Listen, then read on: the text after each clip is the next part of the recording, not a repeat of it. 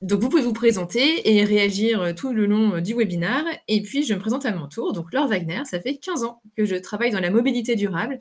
J'ai commencé, à découvrir ce milieu en 2007 en travaillant pour la Semaine européenne de la mobilité pour, 2 éditions et puis j'ai rejoint covoiturage.fr en 2009 et j'y suis restée 11 ans. On s'est renommé Blablacar, sur le chemin. Et donc j'ai une grosse passion pour, le covoiturage, les nudges, les changements de comportement, report modal. Et puis, j'ai lancé donc ma propre structure, 1 kilomètre à pied, en 2020. Alors, voici, l'agenda de ce webinaire. Donc, je vais vous parler de la méthodologie d'1 kilomètre à pied qui nous permet d'avoir énormément de data et de pouvoir vous la partager aujourd'hui. Ensuite, Camille vous partagera justement les résultats des trajets actuels mesurés chez nos clients en Nouvelle-Aquitaine, mais aussi le report modal mesuré chez nos clients pour tous les automobilistes, voir ce qu'ils peuvent faire d'autre. Moi, je vous parlerai de notre méthodologie et du potentiel de rapprochement, de domicile avec Camille. Et puis enfin, Benjamin, vous présentera, les résultats de l'enquête qu'il a menée, ces dernières semaines auprès des AOM pour connaître leurs pratiques, leurs dispositifs. Et enfin, on verra comment est-ce que les AOM peuvent être, moteurs et accompagner les plans de mobilité employeurs sur leur territoire. Donc c'est parti et n'hésitez pas à poser des questions au fil de l'eau. Et n'hésitez pas aussi à réagir, parce qu'on ne vous voit pas et on ne vous entend pas, donc c'est pour qu'il y ait un petit peu, d'interactivité. N'hésitez pas. Merci. Donc, en Nouvelle-Aquitaine, nous avons analysé 6000 trajets, ce qui est beaucoup plus que, ce qu'a pu analyser, le SDES pour l'enquête mobilité des personnes, qui sert souvent de base aux politiques. Donc 6001 trajets répartis sur 384 sites, de nos clients en Nouvelle-Aquitaine et qui se répartissent de la manière suivante. Donc 30% des trajets, ont été étudiés, lors de plans de mobilité employeurs dans des PME, ETI, collectivités et aussi, j'ajoute, potentiellement grandes entreprises dont le siège est à Paris, mais avec des présences en Nouvelle-Aquitaine. Et pour 70%, viennent de nos clients qui utilisent 1 kilomètre à pied pour faire des mobilités internes géographiques de leurs employés de terrain et dont on a analysé tous les trajets de tous les employés de terrain. On a retenu pour cette analyse que les trajets domicile-travail inférieurs ou égaux à 150 km et 1h30. Notre méthodologie est très innovante. Nous ne faisons pas d'enquête auprès des salariés, auprès des agents, nous faisons vraiment de la data. Et donc, on récupère au début du projet, on signe d'abord un contrat RGPD ensemble, et l'employeur, du coup, charge sur 1 kilomètre à pied un dossier, un fichier du personnel avec l'adresse de domicile, adresse de travail, les remboursements transports en commun quand il y en a, les voitures de service, de fonction quand il y en a, et les forfaits mobilité durable, aussi bien, on a mis un petit vélo, mais aussi bien pour le vélo que trottinette, covoiturage, dès qu'il y a du forfait mobilité durable. On a cette information, ce qui nous permet de déduire les modes de transport des salariés. Et quand un salarié n'a aucun remboursement, eh bien, soit il est à très courte distance et on va estimer qu'il est à pied, mais dès qu'il est à plus d'1,5 km, on va estimer que, comme 75% des Français, il est en voiture individuelle, sans remboursement particulier. Une fois qu'on a ça, on calcule les trajets domicile-travail à l'aide de Google Maps qui comprend les embouteillages, donc le trafic, donc c'est vraiment de la durée très proche de la réalité. Navicia pour les transports en commun avec le nombre de correspondances et avec tous les bus, même en zone rurale, vraiment, il y a tout. Et GeoVélo pour les trajets et la vitesse des trajets à vélo. Nous, on compile toutes ces informations-là et on crée de la nouvelle donnée à partir des données récupérées pour présenter un diagnostic et le plan de mobilité employeur, donc qui est disponible pour chaque employeur sur sa plateforme 1 kilomètre à pied avec login mot de passe. Exceptionnellement, aujourd'hui, on a anonymisé et agrégé tous les résultats de tous les plans de mobilité employeurs en Nouvelle-Aquitaine pour vous donner un aperçu régional. Donc voici à quoi ressemble une plateforme 1 kilomètre à pied par client avec quelques chiffres clés, l'accès à la carte globale de tous les salariés, l'accès par site pour voir le détail de chaque site, donc un peu comme ça, où on voit pour chaque site des chiffres clés sur la distance médiane, durée médiane, la part de la voiture et l'impact CO2 total de tous les trajets. Et on accède au diagnostic qui en fait est présenté sous forme de data vise assez intelligible pour des personnes qui ne sont pas forcément spécialistes de la mobilité.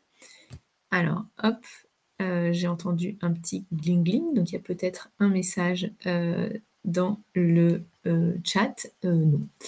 Et donc ce diagnostic se présente à la fois, de cette manière pour chaque site, puisque chaque site a son diagnostic, et a une accessibilité différente, mais aussi à l'échelle globale pour donner un aperçu à l'employeur, même au niveau régional ou national. Ensuite, chaque site a son plan de mobilité employeur chiffré, donc combien de salariés pourraient basculer, sur le vélo, sur les transports en commun et sur le covoiturage. Je vais vous donner un petit aperçu de comment est-ce qu'on fait ça avec de la data, alors qu'on n'a pas interrogé les salariés.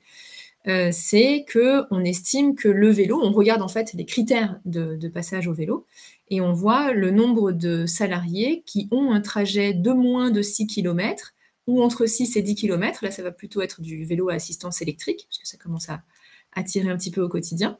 Le pourcentage de pistes cyclables, le mode de trajet actuel des potentiels cyclistes et de l'aide à la décision sur combien ça coûterait en forfait mobilité durable.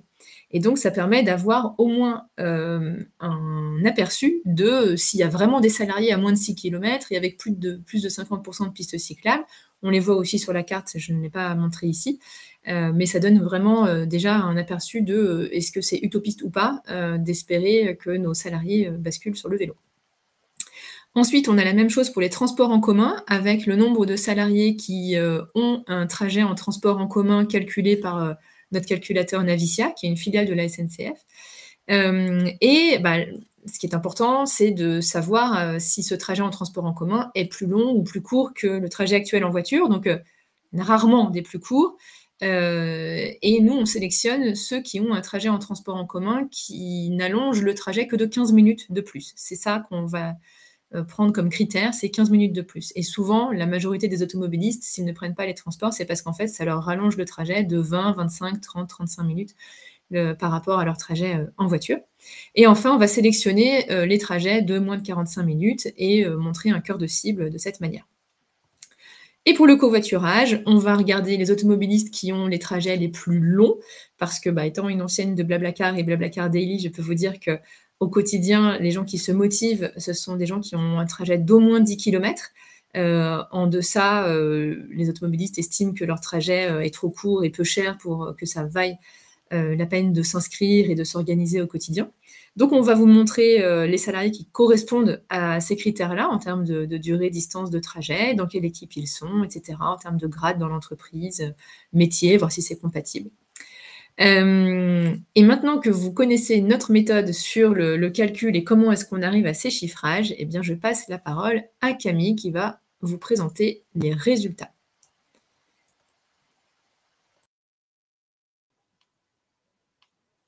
Bonjour à tous, donc je m'appelle Camille Rousseau et je suis consultante en mobilité junior chez 1 km à pied et j'ai le plaisir de vous présenter quelques chiffres clés sur la mobilité domicile-travail en Nouvelle-Aquitaine issus de nos analyses de données clients. Donc pour rappel, Laure l'a déjà dit, on a 6001 salariés dans notre base de données qui proviennent de clients plan de mobilité employeur et logiciels de réaffectation. Sur un premier constat sur ces trajets domicile-travail, c'est que 63% des personnes concernées ne font jamais de télétravail dans ces salariés, ce qui est représentatif de la population générale, où c'est même encore plus élevé. Laure vous en parlera plus tard. Mais donc, ce sont des personnes qui font leur trajet domicile-travail matin et soir, 5 jours par semaine, et qui ne sont pas du tout éligibles au télétravail car ils ont des emplois de terrain. Sur ces 6001 salariés, 91% viennent au travail en voiture, 2% viennent en transport en commun et 5% viennent à pied. Le vélo représente une part d'environ 1% dans tous ces salariés qu'on a déjà dans notre base de données. Pour continuer sur les chiffres clés, la distance médiane du trajet à l'aller pour ces personnes est de 11,4 km, donc 50% ont plus de 11,4 km à parcourir, sachant qu'en point de référence, on peut faire du vélo lorsqu'on est à environ moins de 10 km, et encore 10 km, c'est la grosse limite supérieure en vélo à assistance électrique. La durée médiane du trajet à l'aller est de 18 minutes, et l'empreinte carbone médiane annuelle liée au trajet domicile-travail est de 1 tonne d'équivalent CO2 sur toutes ces personnes, sachant que c'est la moitié de l'empreinte carbone cible qu'on devrait tous réussir à atteindre si on souhaite limiter le réchauffement climatique à 2 degrés. Donc, on observe déjà la moitié qui est occupée simplement par des déplacements domicile-travail. C'est énorme et c'est quelque chose qu'on veut chercher à réduire. Maintenant, si on s'intéresse à la répartition des trajets par distance, on voit bien qu'on a plus de courts trajets. On a 25%, donc un quart des personnes qui ont un trajet de moins de 5 km, et ça décroît en avançant.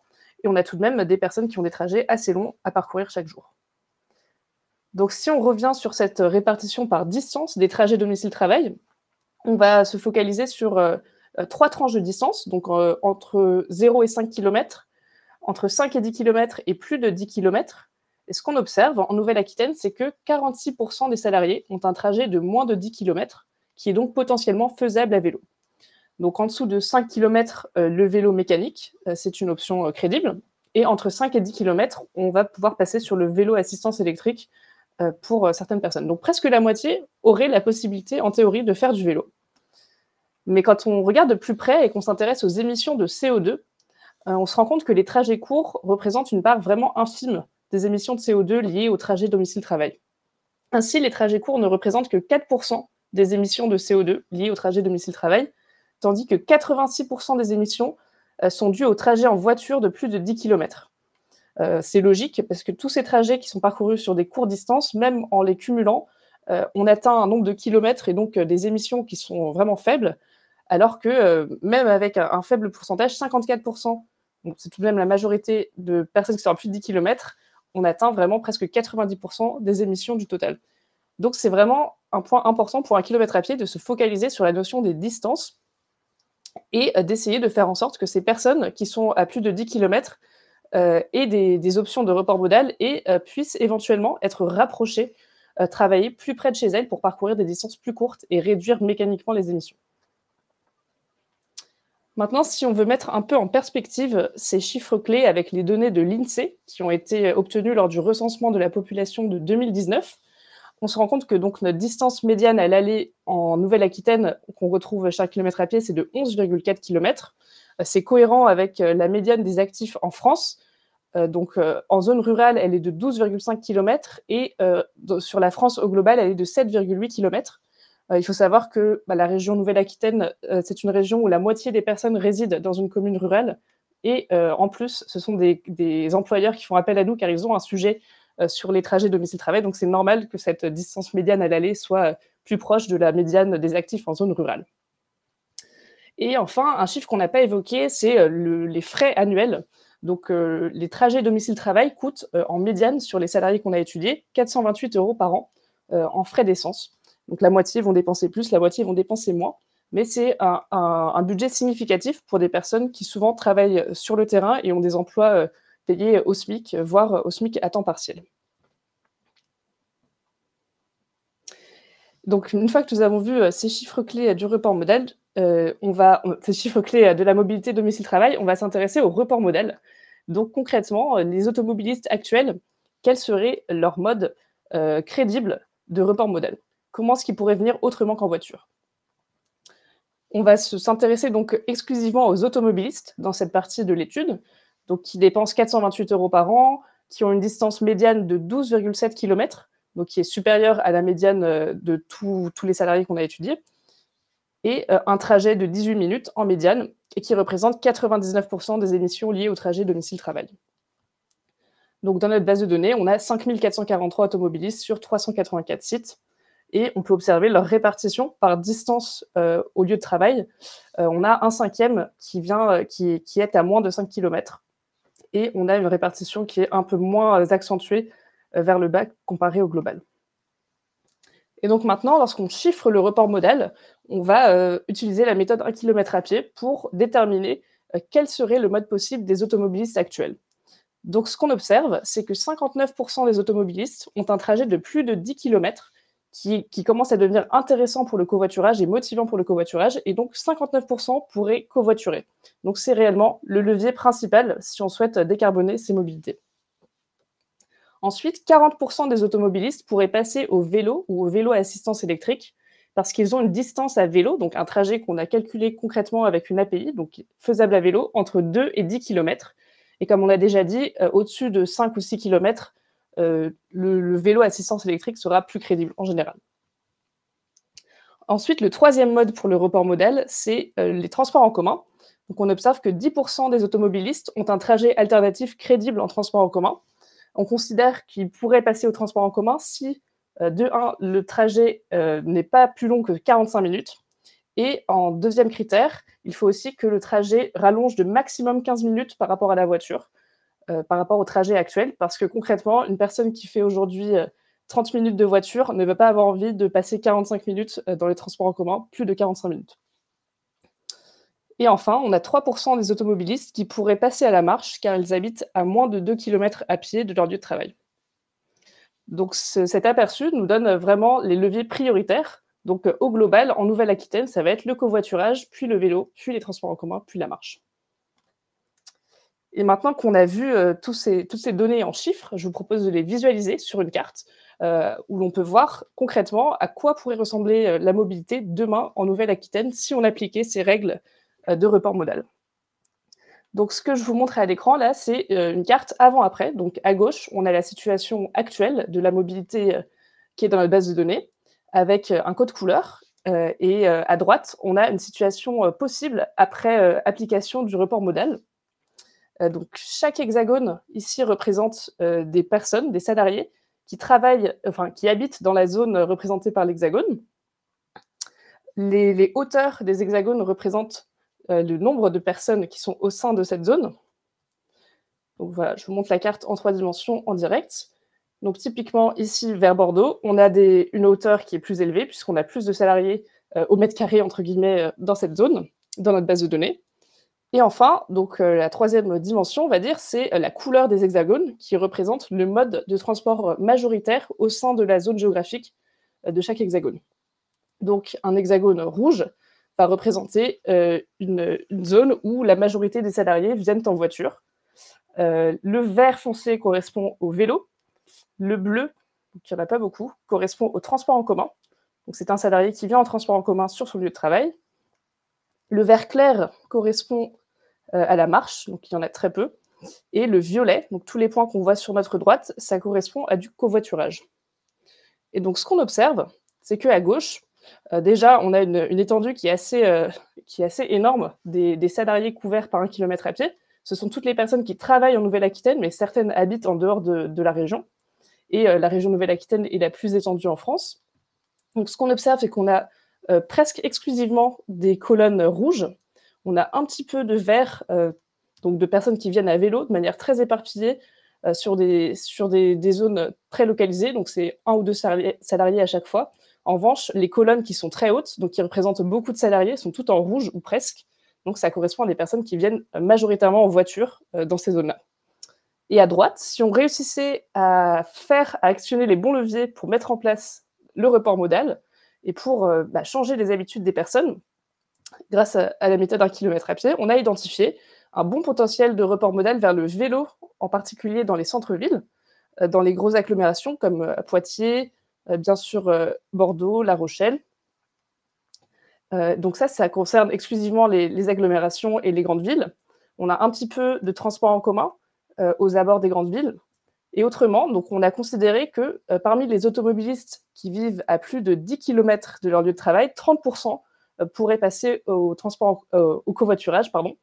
Et donc ce qu'on observe, c'est que le mode majoritaire, ce qu'on observe le plus, même s'ils sont plus foncés, ce sont des points violets. Donc c'est bien le covoiturage dans toutes ces communes un peu plus excentrées et en périphérie qui domine dans la stratégie de report modal.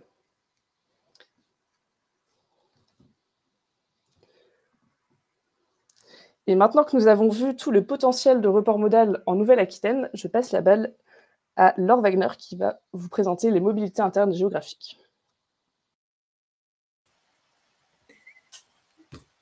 Merci Camille. Vous l'avez vu, il y a déjà de l'espoir sur le fait que des automobilistes puissent adopter un autre mode de transport à iso-trajet, à iso-distance.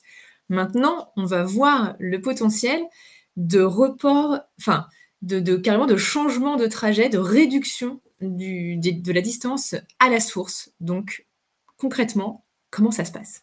D'abord, un petit peu de sociologie. Et il faut avoir en tête que 74% des actifs français sont des employés de terrain qui ne peuvent pas télétravailler. On a vu le chiffre tout à l'heure sur le slide de Camille.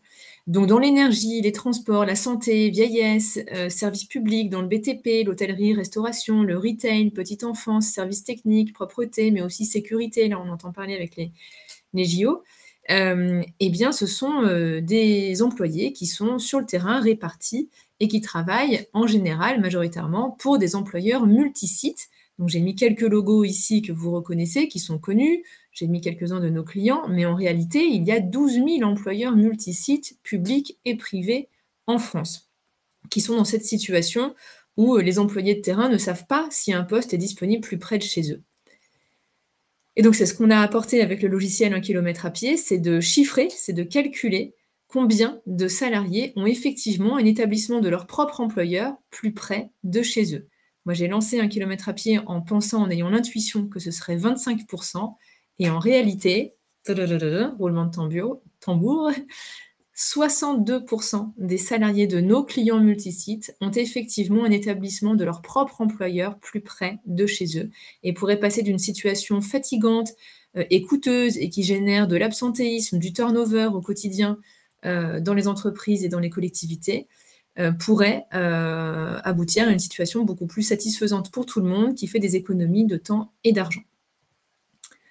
Le gain médian est lui aussi très surprenant, c'est qu'on pourrait se dire, bon, si 62% des gens ont un trajet plus court, ça n'est pas grave si c'est pour gagner 5 minutes. Mais là, c'est pour gagner 10,2 km matin et soir, hein, donc 20,4 par jour, 4500 km par an pour des personnes qui sont au SMIC ou un petit peu plus. C'est un vrai changement et ce sont de vraies belles économies significatives. Alors concrètement, comment est-ce qu'on le rend possible, ce rapprochement de domicile? Eh bien, pour faire de la mobilité durable, figurez-vous qu'on a créé un vrai logiciel ressources humaines et donc on commence par passer en revue tous les agents, tous les salariés de nos clients, pas nous-mêmes, hein, en formant les RH, et ils vont venir enregistrer les souhaits de mobilité de tout le monde en enregistrant, et donc nous, on montre les sites qui seraient plus proches, et donc voilà, on enregistre les souhaits de chacun, soit tout de suite, soit à horizon, par exemple, un tel déménage en septembre à Biscarrosse, donc voilà, il faudrait prévoir une mutation à ce moment-là. Donc voilà, c'est enregistré. Dès que c'est enregistré, on voit les échanges de postes, les permutations avec des collègues, parce que peut-être qu'il y en a un qui veut aller là et l'autre ici, peut-être qu'il n'y en a qu'un seul qui a demandé, l'autre n'avait rien demandé, mais finalement, quand on lui propose, eh ben, il est très content parce que ça lui fait aussi gagner une demi-heure de trajet matin et soir. Donc, on peut voir immédiatement comment répondre à ce souhait de mobilité. S'il n'y a pas d'échange disponible, dans ce cas, on va attendre qu'un poste se libère au fil du turnover. Et donc là, ce sont les recruteurs qui prennent le relais. À chaque fois qu'un poste se libère, les recruteurs vont venir chercher le site qui recrute, le sélectionner et arriver sur la liste des salariés qui auraient un trajet plus court vers ce site qui recrute. Et donc là, je vous ai mis, alors, on est dans la vraie vie, mais j'ai flouté les noms et le client, mais vous voyez que ce premier salarié de la première ligne fait actuellement 43 minutes vers Bordeaux, Côte de Rang. Désolée, je ne suis pas du coin. Je ne sais pas si je prononce bien. Alors que ce salarié pourrait avoir seulement 8 minutes de trajet vers le site qui recrute et dont le nom est masqué ici. Pareil, cette deuxième personne fait 51 minutes vers Blanquefort et pourrait n'en faire que 18. Là, pareil, on pourrait passer de 43 minutes à 14, de 62 à 36, de 50 à 23. Et c'est ce qu'on voit au quotidien chez tous nos clients multisites. Vraiment, la majorité des salariés pourraient avoir un trajet plus court en étant redispatchés pour leur plus grand bonheur. Alors, je repasse la balle à Camille qui, maintenant que vous avez compris la méthodologie, va vous donner encore une fois un aperçu global.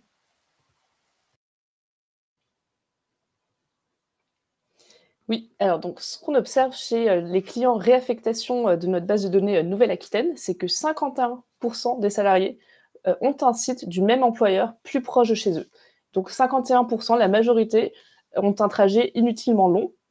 Et le gain potentiel, si on les réaffecte plus près de chez eux, est significatif, donc notamment au niveau de la distance. Donc on passe d'un trajet qui est en médiane, pour ces personnes qui ont un site plus proche, de 19,1 km, donc infaisable à vélo, à un trajet réduit après réaffectation qui est en médiane de 6,1 km à l'aller.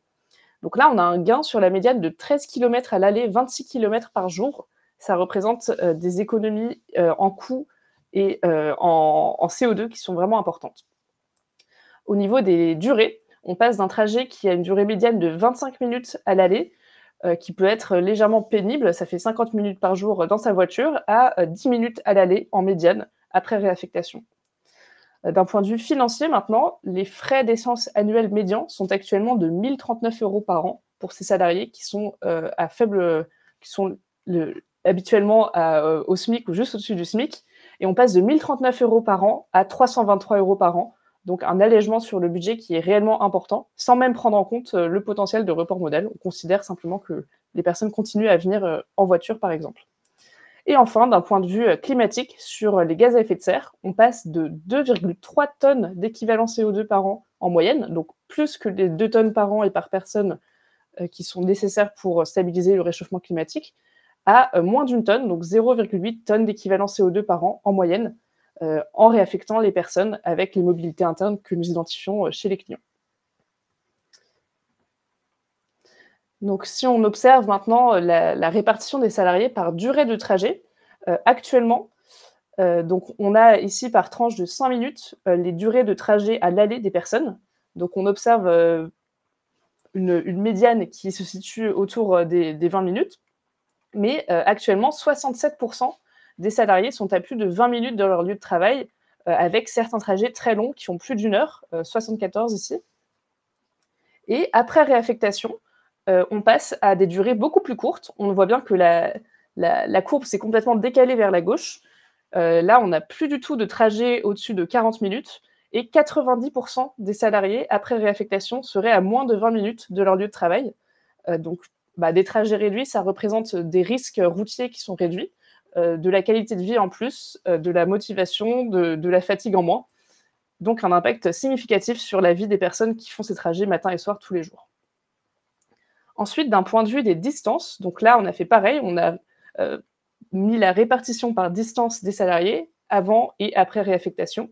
Ce qu'on observe, c'est qu'actuellement, on a 78%, donc la vaste majorité des personnes qui ont un site plus proche, qui sont à plus de 10 km de leur lieu de travail, sachant que 10 km, on l'a déjà dit, c'est au-dessus de 10 km, impossible de venir au travail à vélo, c'est trop loin. Et après réaffectation, on inverse encore cette tendance, on raccourcit considérablement les distances et 70% des salariés sont à moins de 10 km, avec même la majorité qui sont à moins de 5 km et qui peuvent, en théorie, passer au vélo s'ils ont des infrastructures et un vélo. Donc, on a vu un potentiel énorme sur la réduction des distances et des durées. Donc maintenant, encore une fois, je vais vous proposer une data vise qui a été réalisée par notre data analyst et qui montre en vidéo, cette fois-ci, les trajets domicile-travail actuellement et après réaffectation, donc une situation théorique sur la droite. Donc, ce qu'on a représenté, c'est tous les salariés de notre base qui ont un site plus proche de chez eux. Et les points sont coloriés en fonction de la distance de trajet. Donc les points rouges, ça va correspondre à des trajets de 20 km ou plus. Les points oranges à une distance entre 10 et 20 km à l'aller. Et enfin, les trajets les plus courts, les trajets en vert sont d'entre 0 et 10 km, donc potentiellement faisables à vélo. Et donc pour rappel, actuellement, on a 19,1 km à l'aller. Après, on passe à 6,1 km à l'aller en médiane. Donc, je vais vous montrer la vidéo. Donc, ce qu'on observe, vous allez voir sur la gauche, beaucoup de rouge, à droite, beaucoup de vert, donc beaucoup de trajets courts et surtout des durées significativement plus faibles. Donc, à gauche, on observe les personnes qui convergent vers les grandes villes, vers Bordeaux, qui empruntent les gros axes routiers, à gauche. Et à droite, tout le monde est déjà arrivé. Les trajets sont bien plus courts. Les points étaient tous verts ou presque lorsqu'on a débuté la vidéo. Et à gauche, il est 11h et il y reste encore des personnes sur les routes. Donc voilà, cette petite vidéo vous montre un aperçu du potentiel pour réduire la congestion routière, notamment aux abords des grandes agglomérations où convergent de très nombreux salariés qui vivent dans les communes périurbaines.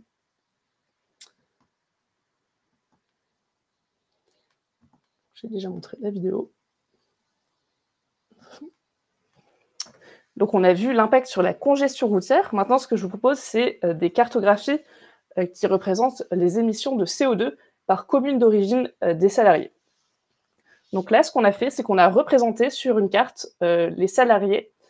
Donc on a représenté la couleur des communes qui représentent l'empreinte carbone médiane par salarié liée au trajet domicile des salariés qui vivent dans cette commune. Donc évidemment, il y a des communes qui sont très peu densément peuplées, mais qui sont très étendues. Ça ne reflète pas le nombre de personnes qui y vivent.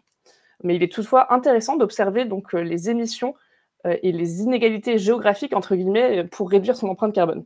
Donc ce qu'on a sur la gauche, c'est la situation actuelle, avec beaucoup de communes en rouge, où les salariés émettent donc en médiane plus de 1,2 tonnes d'équivalent CO2 par an.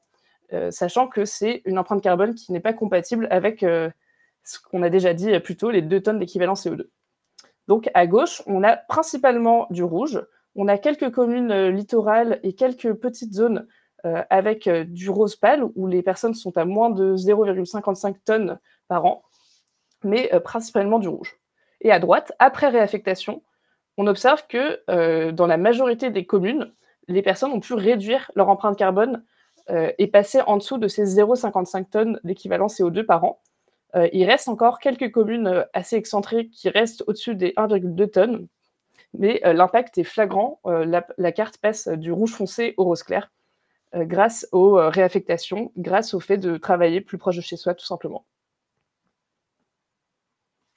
Et maintenant, sur le volet financier, donc on observe aussi une belle évolution. Donc à gauche, on représente les dépenses médianes annuelles par salarié automobiliste. En rouge, on est sur un budget de plus de 550 € par an, qui commence à peser assez lourd pour des salaires qui ne sont pas mirobolants. Et donc, la majorité sont à plus de 550 € par an, clairement, à gauche. Et à droite, on observe que, notamment aux abords des grands centres urbains, on réussit à réduire considérablement ce budget. Et on l'a déjà montré, la médiane passe de plus de 1 000 € à dans les 300 € par an. Donc maintenant que nous avons vu en images et en chiffres tout le potentiel des mobilités internes géographiques, je vais laisser Benjamin vous présenter son enquête auprès des autorités organisatrices de la mobilité. Eh bien, bonjour à tous. Donc, je suis Benjamin Maopa et je vais vous présenter donc, les premiers résultats de l'enquête qu'on a menée auprès des AOM. Hop, je partage mon écran. Alors, donc, ce qu'on a fait, c'est qu'on a récupéré les AOM au niveau national, donc la plus peuplée à la moins peuplée, et on les a enquêtées dans l'ordre. À ce jour, on a envoyé 144 enquêtes pour 68 réponses, qui représentent 47% de réponses. Et ces réponses recouvrent 16 millions d'habitants, en sachant que Paris, Lyon, Marseille n'ont pas répondu, et que ce sont les trois OM les plus peuplés, et que ça aurait fait doubler ce chiffre si on avait eu ces réponses. Pour la Nouvelle-Aquitaine, donc on a envoyé 14 questionnaires, on a eu 8 réponses, donc 57% de réponses, et on recouvre environ 1,8 million d'habitants. On est un peu en dessous d'un tiers de la population de la Nouvelle-Aquitaine. Donc ce questionnaire, il comprend 22 questions réparties en 5 thèmes, que sont plan de mobilité employeur, transport en commun, vélo, covoiturage et marque employeur locale. Ici, vous avez la liste de toutes les AOM qui ont répondu au niveau national à ce jour. Donc on a vraiment un échantillon pour chaque région en France. Et là, vous avez la liste des AOM de Nouvelle-Aquitaine qui ont répondu. Donc merci à elle pour avoir répondu à l'enquête.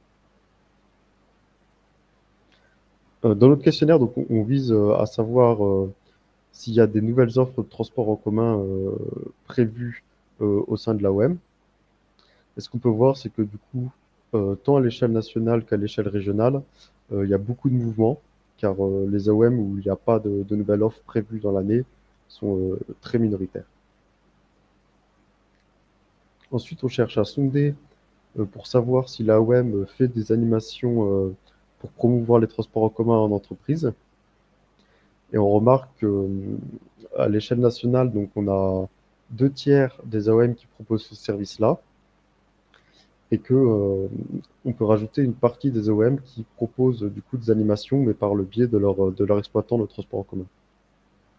En Nouvelle-Aquitaine, on voit qu'il y a très peu d'AOM en fait qui ne proposent pas de promotion de promotion des transports en commun. Et c'est important de promouvoir les offres de transport en commun, les lignes, etc., puisqu'on a vu qu'il y avait beaucoup de mouvements. Ensuite, on cherche à savoir s'il y a des aides financières à l'achat de vélos.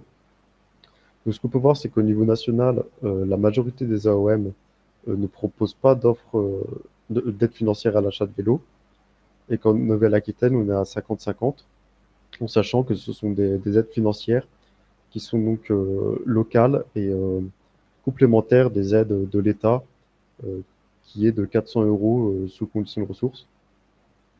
Il y a un site qui s'appelle mesaidevélo.fr qui permet de recenser en fait toutes les aides vélo qui sont disponibles tant par l'État, la région, le département ou la communauté de communes.